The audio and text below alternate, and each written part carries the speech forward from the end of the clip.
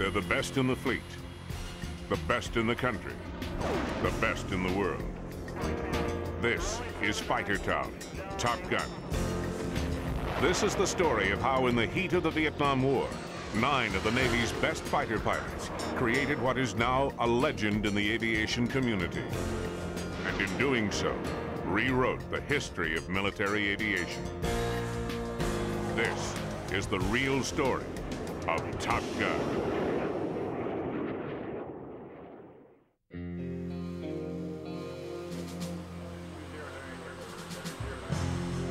April 9th, 1965. 100 years to the day after the end of the war between the states, America is about to plunge into another civil war, halfway around the world. On the Gulf of Tonkin, in the South China Sea, the USS Ranger launches 6 of the Navy's latest fighting machines, the F-4 Phantom. Their mission? To protect the carrier from enemy aircraft. But today, the Phantoms are flying in harm's way.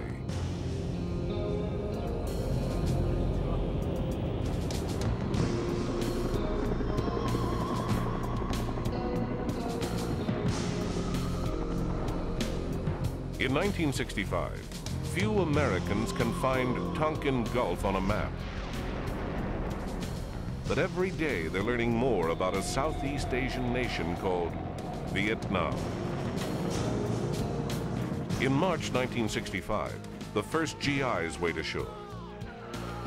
Most expect in 1 year their tour will be over, and so will the war.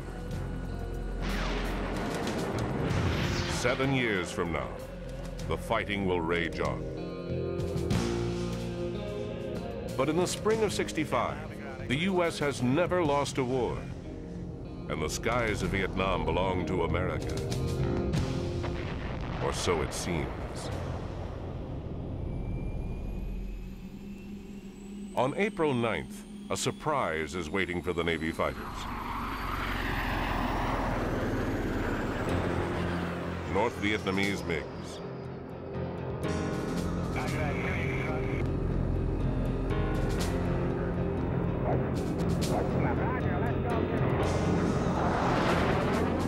The Phantoms are built for long-range combat, but the MiGs close in for a dogfight. The Phantoms engage the North Vietnamese planes, but the MiGs are more maneuverable.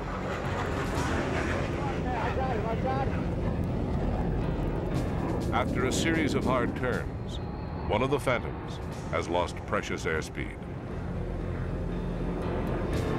It can't shake its pursuer.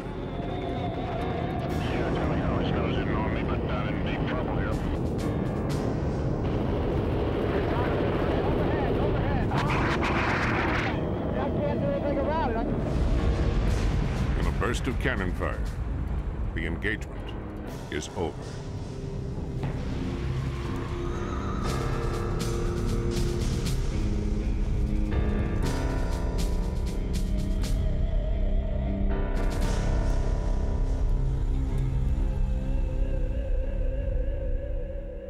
I present to you the President of the United States.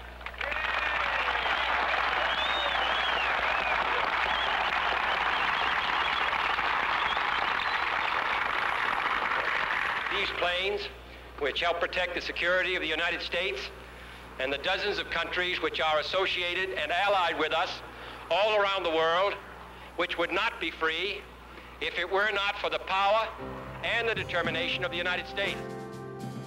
The F-4 Phantom was introduced at the height of the Cold War, amid high hopes.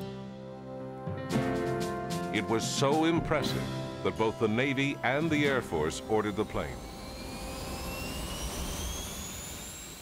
The entire focus of both the Navy and the Air Force was, in the late 50s and early 60s, was against the Soviet bomber threat. We thought that Soviets were going to come over and bomb Los Angeles, and they built the F-4 to counter that threat. About 1964 is the first time I got to fly the Phantom. And Phantom would do things no other airplane I had ever flown could do, you know. I had one up to Mach 2.38, which at that point in time, everything starts heating up and the warning lights come on. You know, if you get frictional heating on her, and the airplane just, she's reached her heat limits. The airplane would continue to go, but it'd start coming apart. I'd never flown anything that fast.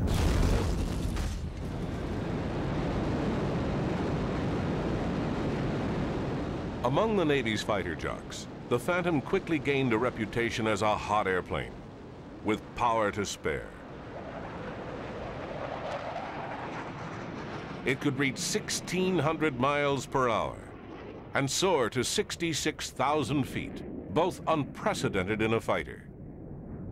There was only one thing the Navy's version lacked: a gun.